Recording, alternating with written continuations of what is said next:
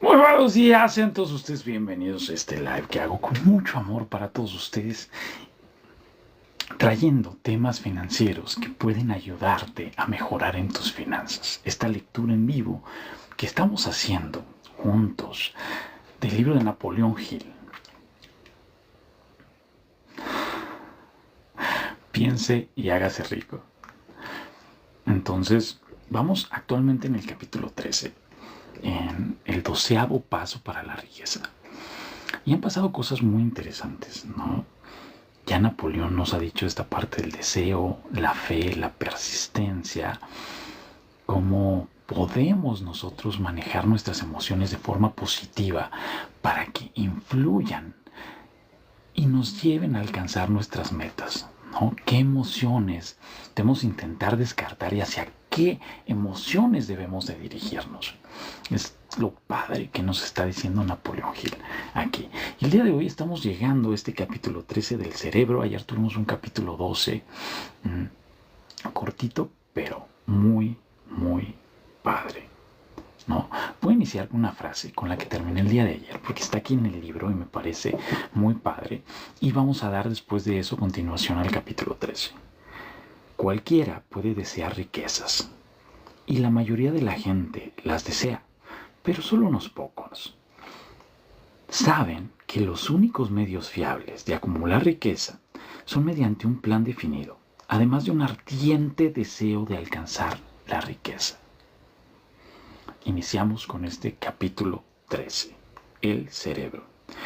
Una estación receptora y emisora para el pensamiento. El 12º paso hacia la riqueza. Hace más de 40 años, el autor, que por entonces trabajaba con el ya fallecido doctor Alexander Graham Bell, imagínense, trabajando con Alexander Graham Bell, Napoleón Hill, y con el doctor Elmer R. Gates, observó que todo cerebro humano es tanto una estación receptora como emisora para la vibración del pensamiento. De un modo similar al empleado por el principio de la radiodifusión, todo cerebro humano es capaz de captar vibraciones de pensamiento que están siendo emitidas por otros cerebros. En conexión con la afirmación hecha en el párrafo anterior, comparemos y consideremos la descripción de la imaginación creativa, tal y como ha sido planteada en el capítulo sobre la imaginación. La imaginación creativa es el aparato receptor del cerebro que recibe los pensamientos emitidos por el cerebro de los demás. Funciona como la agencia de comunicación entre la mente consciente o razonadora de la persona y las 4 fuentes de las que uno puede recibir estímulos de pensamiento. Cuando se ve estimulada o elevada a un grado más alto de vibración, la mente se hace más receptiva al pensamiento que llega por medio de las fuentes exteriores. Este proceso de elevación se produce a través de las emociones positivas o también de las emociones negativas. Las vibraciones del pensamiento se pueden incrementar a través de las emociones. La emoción del sexo encabeza la lista de las emociones humanas, al menos en cuanto a su intensidad. Perdón, me fui a otra hoja primero. La espectacular historia del cerebro. Por último, aunque no menos importante, el hombre, a pesar de su cultura y de su educación, comprende muy poco o nada acerca de la fuerza intangible del pensamiento, la mayor de todas las intangibles. Sabe muy poco acerca del cerebro físico y su vasta red de intrincada maquinaria a través de la cual se traslada el poder del pensamiento para convertirse en su equivalente material. Ahora, sin embargo, estamos en una época en su equivalente material. Entramos en una época que ofrecerá una nueva luz sobre el tema. Los hombres de ciencia han empezado a dedicar su atención al estudio de ese órgano tan maravilloso que es el cerebro.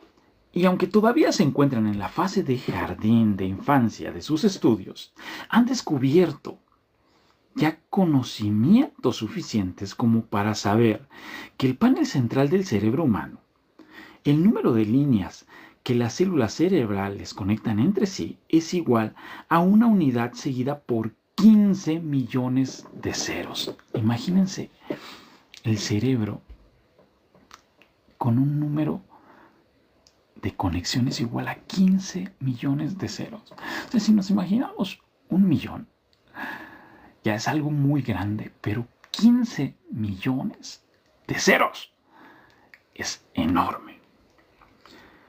Y la cifra es tan espectacular, dijo el doctor C. Hudson Henrik de la Universidad de Chicago, que las cifras astronómicas que hablan de cientos de millones de años luz se convierten por comparación en insignificantes. Se ha determinado que el córtex cerebral hay entre 10.000 y 14.000 millones de células nerviosas y sabemos que están dispuestas según una pauta definida. Tales disposiciones no son casuales, sino ordenadas. Métodos de electrofisiología desarrollados recientemente han detectado la existencia de corrientes desde las células muy precisas.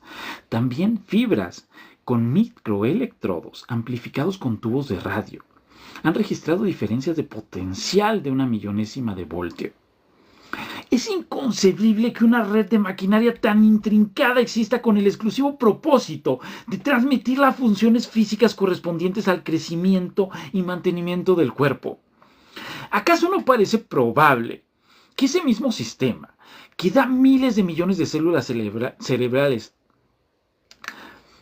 que le da a miles de millones de células cerebrales los medios para comunicarse entre sí, proporcione también los medios de comunicarse con otras fuerzas intangibles? El New York Times publicó un editorial para explicar que una gran universidad y un gran investigador inteligente en el campo de los fenómenos mentales están llevando a cabo una investigación organizada a través de la cual se ha llegado a las conclusiones descritas en este capítulo y en el siguiente. El editorial hace un breve análisis del trabajo llevado a cabo por el Dr. Ryan y su equipo de ayudantes de la Universidad de Duke. ¿Qué es la telepatía? Hace un mes, en estas páginas citamos algunos de los notables resultados alcanzados por el Dr. Ryan y su equipo en la Universidad de Duke. Muchas gracias. Buenos días, Cami. Buenos días, Asael. Buenos días, Luz. Perdón. Buenos días, Asael. Sí, también buenos días, Asael. Me amo. Hace un mes, en estas páginas citamos algunos de los nobles resultados alcanzados por el profesor Ryan y su equipo en la Universidad de Duke, a partir de las cuales más de 100.000 pruebas destinadas a determinar la existencia de la telepatía y la clarividencia. Estos resultados fueron sintetizados en 2 primeros artículos publicados en la revista Harper's. En el segundo de ellos, que ha sido publicado ahora, su autor E. H. Wright intenta sintetizar lo que ha aprendido o que parece razonable inferir en relación con la exacta naturaleza de estos modos de percepción extrasensorial. Como resultado de los experimentos del profesor Ryan, algunos científicos creen ahora muy probable la existencia de la telepatía y la clarividencia. A varios perceptores se les pidió que citaran tantas cartas de un mazo como pudieran, sin mirarlas y sin tener acceso sensorial alguno a ellas. Se descubrió un puñado de hombres y mujeres capaces de reconocer correctamente y con regularidad tantas cartas que no había una sola posibilidad entre 1.000.000 de millones que hubiera ocurrido así por casualidad. ¿Pero cómo lo hicieron? Estos poderes, en el supuesto de que existan, no parecen ser sensoriales. No se conoce la existencia de ningún órgano que lo justifique. Los experimentos funcionaron bien, no solo en la misma habitación, sino incluso a distancias de varios centenares de kilómetros. En opinión del señor Wright, estos hechos eliminan también el intento de explicar la telepatía o la clarividencia por medio de cualquier teoría física de la radiación. Todas las formas conocidas de energía radiante disminuyen en forma inversamente proporcional al cuadrado de la distancia recorrida. Pero eso no sucede ni con la telepatía ni con la clarividencia. No obstante, varían por causas físicas, del mismo modo que nuestros otros poderes mentales. En contra de una opinión muy generalizada, no mejoran cuando el perceptor se haya dormido o adormecido, sino que al contrario, aumentan cuanto más despierto y alerta está. Ryan descubrió que un narcótico disminuye el nivel de aciertos de un perceptor, mientras que un estimulante siempre lo aumenta. Al parecer, el perceptor más fiable no puede alcanzar una buena puntuación a menos que intente hacerlo lo mejor que pueda. Una de las conclusiones a las que Wright llega con cierto margen de confianza es que la telepatía y la clarividencia son un mismo y único don. Es decir, la facultad que permite ver un naipe que está boca abajo sobre la mesa parece ser la misma que le permite leer el pensamiento que reside en otra mente. Hay varios motivos para creerlo así. Por el momento, por ejemplo, estos dos dones se han descubierto en toda persona que disfruta de uno de ellos. En todas esas personas, ambos dones han sido de un vigor igual y casi exacto. Las pantallas, las paredes, las distancias no tienen el menor efecto sobre ninguno de ellos. A partir de esta conclusión, Wright se atreve a exponer lo que en su opinión no es más que un simple presentimiento, en el sentido de que también otras experiencias extrasensoriales pueden formar parte de la misma facultad, como los sueños proféticos, las premoniciones de desastres y otras facultades similares. Al lector no se le pide que acepte ninguna de estas conclusiones, a menos que le parezca necesario hacerlo. Pero las pruebas que Ryan ha recopilado siguen siendo impresionantes. ¿Cómo unir mentes en un equipo de trabajo?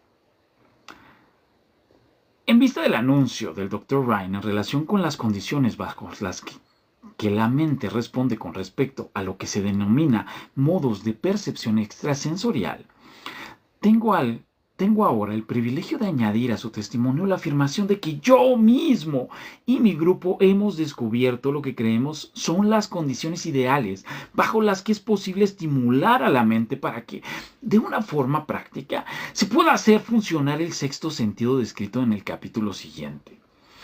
Las condiciones a las que me refiero consisten en una estrecha alianza de trabajo entre dos miembros de mi equipo y yo. Gracias a la experimentación y a la práctica, hemos descubierto cómo estimular nuestras mentes mediante la aplicación del principio utilizado en relación con los consejeros invisibles descritos en el capítulo siguiente. De tal modo que, mediante un proceso de fusión de nuestras tres mentes en una sola, podemos encontrar la solución de una gran variedad de problemas personales presentados por mis clientes. El procedimiento es muy sencillo. Nos sentamos ante una mesa de conferencias, expresamos con claridad la naturaleza del problema que hemos de considerar y a continuación empezamos a hablar de él.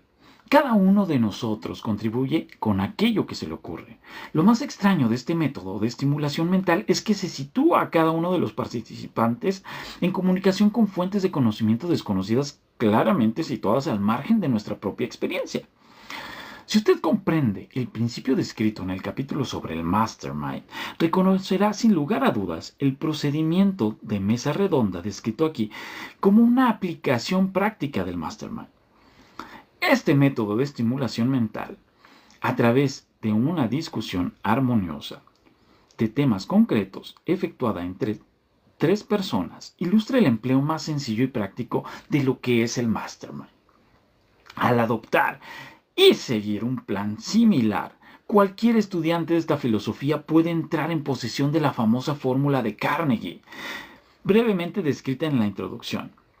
Si eso no significó nada para usted en el momento de leerla, marque esta página para continuar luego la lectura y vuelva a leer la introducción en cuanto haya terminado este capítulo. Nos vuelve a dejar tarea aquí don Napoleón Hill. Y así terminamos este capítulo 13, un capítulo cortito, pero contundente, que nos habla sobre el cerebro y sobre cómo el cerebro es increíble. Todas estas conexiones. Imagínense 15 millones de ceros. O sea, simplemente imaginar un millón ya es algo enorme, pero 15 millones de ceros son las conexiones que tiene el cerebro. Y estas capacidades que nos habla de repente de los estudios sobre la clarividencia, sobre los sueños, premoniciones, cosas donde nos podemos conectar con el pensamiento. Entonces, quiero agradecerles por estar aquí con este breve capítulo, el capítulo del cerebro. Y mañana continuamos con el capítulo 14, que nos va a hablar del sexto sentido y cómo podemos desarrollarlo. Hoy también pues se tocó un punto importante, que es la parte del mastermind, que es este grupo de personas que nosotros elegimos y que ellos nos eligen también, con quienes podemos nosotros empezar a construir el plan que nosotros buscamos para alcanzar los objetivos que queremos en nuestras vidas. Entonces, vamos a pensar, vamos a empezar a ejecutar estas millones de millones y de millones, quién sabe cómo se llamarán, 15 millones de ceros. No se me viene a la mente, seguramente existe algún nombre por ahí, pero se me hace increíble, ¿no? De conexiones. Entonces, me voy a pensar un rato. Les mando un fuerte abrazo. Besos, gracias por los regalos. Una canción. Tendremos que tener una canción sobre el cerebro. ¿Qué canción sobre el cerebro? No sé. Vamos a... Gracias por... A ver, cabeza, hombros, rodillas, pies, rodillas, pies. Cabeza, hombros, rodillas, pies. ¿Qué? Ojos, orejas, boca y nariz. Cabeza, hombros, rodillas, pies. Ahí está, Cami, para ti. Gracias por los regalitos. Muchos besos, que tengan excelente día. Nos vemos mañana.